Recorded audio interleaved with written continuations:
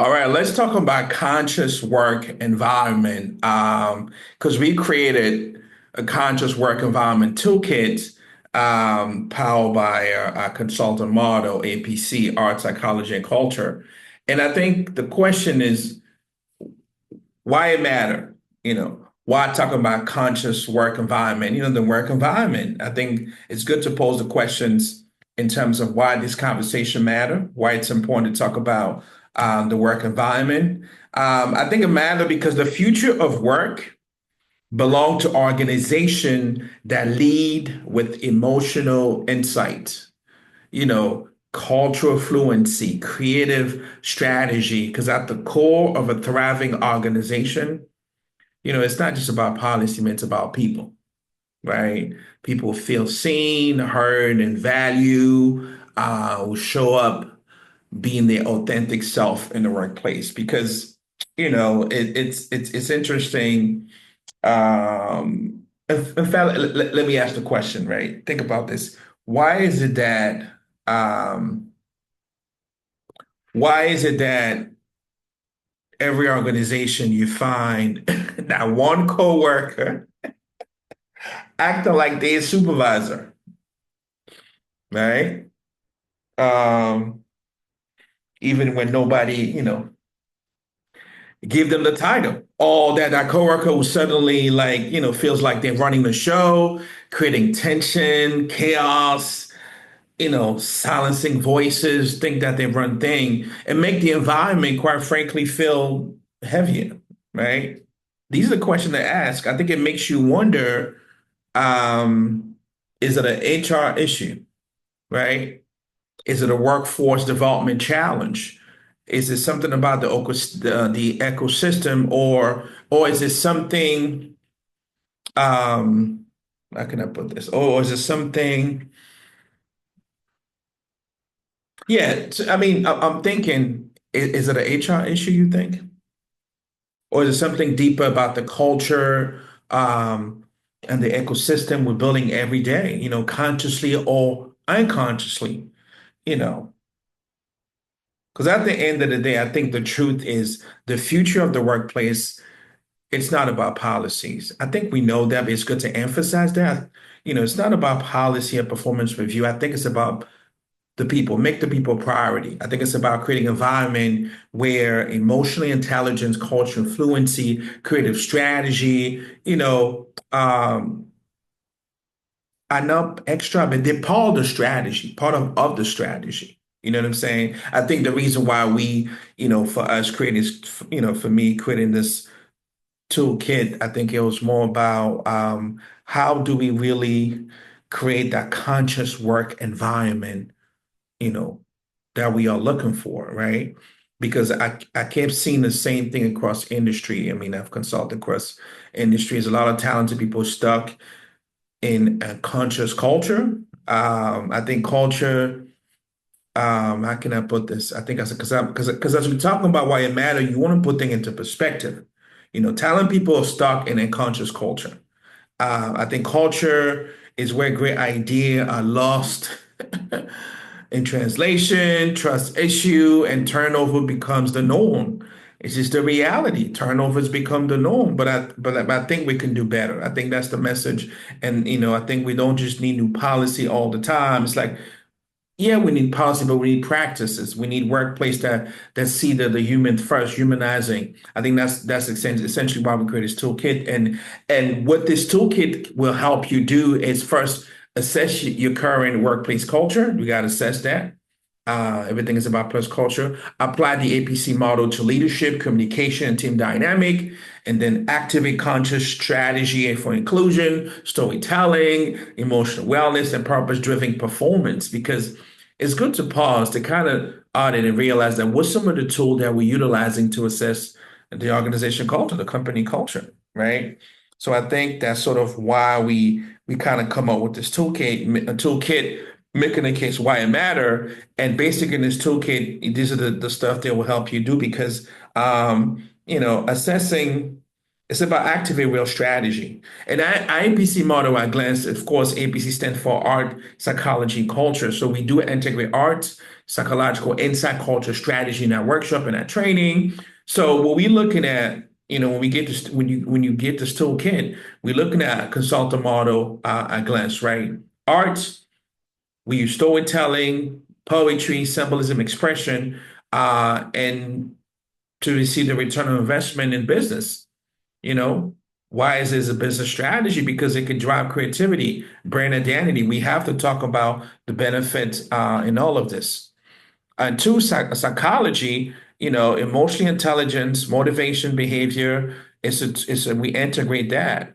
In the return of investment, it build better team, leadership, right? Culture, value, the language. It's good to discover global markets, higher line inclusion. So, because I think these are critical component for the model, because our model is simple, but it is also transformative. Again, as I mentioned, arts like the storytelling, man, you create creative expression. Because at the end of the day, it's about having a model that can really change the game. Because right now, a lot of companies are quietly struggling. It's not a new conversation. I think burnout and quitting is just part of the norm. It's part of the culture. And I think organization that really build conscious work environment will be the one I think will be the one that don't just retain talent, man. You changing the game, you attract greatness. I think people don't want to leave company first, man. Yeah, of course, it's about the money, but I think it's about people. I mean, from my understanding, from what I've seen, of course, people don't leave companies first. I think they leave the culture first. So it's about the culture.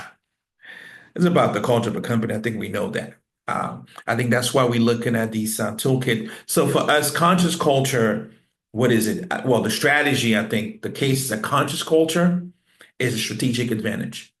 And what is the conscious work environment? I think what does that look like for you? Because a conscious work environment is emotionally intelligent. It's rooted in storytelling and shared purpose. What is the story of the company? What even the story of the employee? We all live out the mission of a company, but we have the mission statement, we have the vision statement, but how do we live out, right? So a conscious work environment is about being consciously exposed, which is the name of our consultant company, emotionally intelligent and rooted in storytelling, shared purpose, guided by value, not just procedures. We have procedure policy all day long. It's going to be sent via policy document, via email, so on and so on. But it's also about how do people process it. I think it's good to first pause and tap into how do people process information. And a conscious work environment is designed to support human growth, not just productivity. I think it's where culture meet clarity. So everyone in the team understand their role, their responsibility, the expectation. And there's so many theory and models out there that have been used in the field in the entire ecosystem. So I think that conscious culture is a strategic advantage. I think it's good to make that point to kind of dive in a little bit that it's all about, really looking at the fact that um, the conscious environment toolkit, it's just a powerful standpoint that we design it, but just imagine what's possible when you go deeper. That's what it comes down to. This is why I offer customized workshop and session to really activate this toolkit that you have here inside your organization. I think, and together we can create, just a culture where people feel seen, heard, value, and ready to lead with purpose. I think some of the Tokyo section, when you get it, you have basically we start with storytelling and art. Prompts such as examples such as how does your organization tell its story, right? List some origin story, some value story, some impact story. You could use visual storytelling in meeting, marketing, and on board. I mean, we integrate poetry. I love to perform spoken word poetry, helping people tap into the emotion of the team, of the environment, even the company. We got to be able to even tapping into the emotion of the audience, the consumer, the community who we serve. What are the emotional pain It's all about really using storytelling art. And you could definitely try this, right? Um, you can try, for example, you can try to run a story circle with team members and sharing how their role connect to the mission. And I just mentioned that earlier, mission. So in this toolkit, we start with storytelling and art. And then second, we're looking at emotional intelligence. I think the reality is, do people feel safe sharing emotions at work? Right? I think it's important to ask that. So, for example, you can map emotional risk as the risk zone, create a safety, psychological safety culture, where people do feel most and least, comfortable to share. Train manager and the empathy, active listening and motivation psychology. These are the things that we know. You can try maybe a weekly check-in, ask the team, what's that one thing that energize or drain you this week? Right? I think we all do this, but I think we have to emphasize this, especially in tech spaces, especially working, especially as a startup and founder, and in deep tech and AI innovation. We got to humanize thing. We got to have that balance. So emotional intelligence psychology is actually a huge return of investment because you got to learn how to be adaptable, be resilient out there in the market. Even if investors they want to see team that emotionally resilient, team that understand that mental health is also business strategy. So these are very critical component. That's what we have in this toolkit. And lastly, and the third thing we talk about culture and inclusion audit. For example, you can ask, are your system aligned with your with your stated value? Because we have a lot of value statement, right? Is in alignment here. You can conduct a quick culture audit, language use, meeting flow, and feedback loop. What are the language? What are the wording, right? You know how to say what is your love language? What is your work language, right? You can review how inclusive your policy and tradition really are. You can assess things. Try this. You can have each team member suggest one culture shift that will make work feel more meaningful, right? That's very important. So I think that's critical to think about these things, right? What is this? Oh, sorry. To think about this thing. So it's very critical. Uh, oh, looks like I have a sent you. Oh, sorry, nothing. Little commercial break. Yeah, so this is important to really pause and think about culture and inclusion audit. What does that look like? Right? Yeah, you can try each team member. Ask, they don't have to give it the name, do a survey, anonymous. Anonymous survey. Just get some feedback. You don't have to give people names or anything like this. It's good to check the temperature. Um, What else? Yeah, team dynamic reset. That's important. Your prompt could be, is your team functioning or flourishing? Great question. You can use personality, work style, culture mapping to understand dynamic. Build team agreement. It's important too because you got to normalize conflict resolution. I think that's why there's a lot of room for professional growth, training, and so on. You can try to facilitate cultural canvas, right? Exercise to define how you want to work together. How do you want to work together? Definitely create a conscious action plan. On the toolkit, this is what you're going to have. It contains this prompt, what are three things will you start doing this quarter? I mean, you can align one action under each art, psychology, culture, just how I laid out. This is a template example that you can use. I think the toolkit contain these aspect to help you get going, art, storytelling, lunch, learn and get some lunch together, do some arts, marketing lead and the timeline. I think this is a template where you can sort of kind of map out quarterly game plan, right? Figure it out when it comes to psychology. And these are pillars that you can use, art, psychology, and culture. These are pillars. Psychology, do a lot of emotional intelligence training session. Let us come in and do that. Uh, have managers and do it maybe bi-monthly and just measure, assess progress and support. So definitely create a conscious action plan. That's what you'll find in Toolkit. And then there's some final reflections. At the end of the day, cultural leadership is not about being perfect. It's about being present, curious, and courageous. You got to be brave, man, enough to lead human-centered strategy.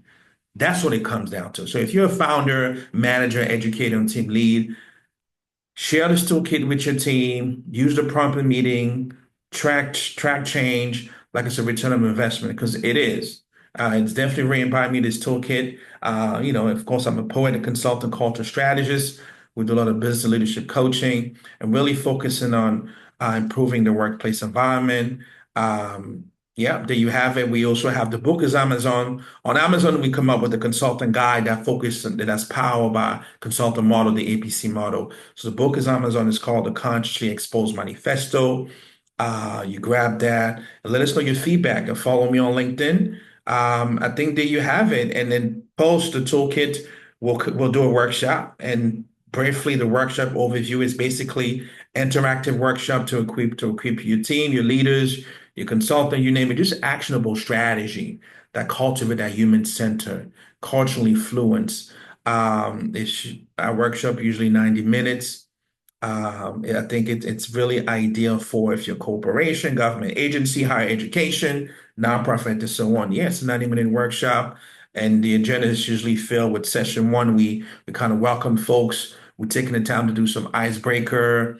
And then we frame some session. I love to do your culture story in one word. Let's go around. Let's talk about your culture story in one word, right? You're amazing what people are sharing. And session two, we'll do artistic strategy activation, live art-based identity. I do some spoken word poetry, some creativity, storytelling, animated, just some fun stuff because we want to kind of dive in terms of, what does it look like, how to run this in a canvas day, right?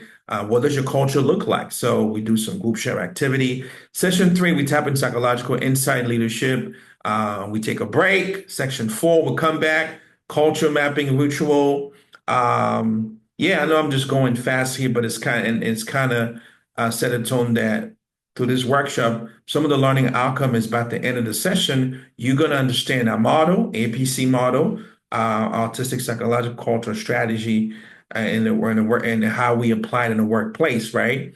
You're going to understand to identify opportunity to integrate art, psychology, and culture in leadership and team development. You're going to learn ritual and tools for emotional intelligence, storytelling, inclusive operation. So, yeah, I mean, yeah, we'll in our workshop material, we have a lot of toolkits, workbook, some template for folks to use. We have an optional add-on. And then, yeah, so there you have it. Definitely connect with us, book us. You got the email, follow the website. We customize our pricing available for corporate package, retreat, education, government rate, you name it. We got you covered because our consciously exposed consulting, we had to get you on the right track and keep you there. So until next time, stay composed, stay inspired for you being consciously exposed.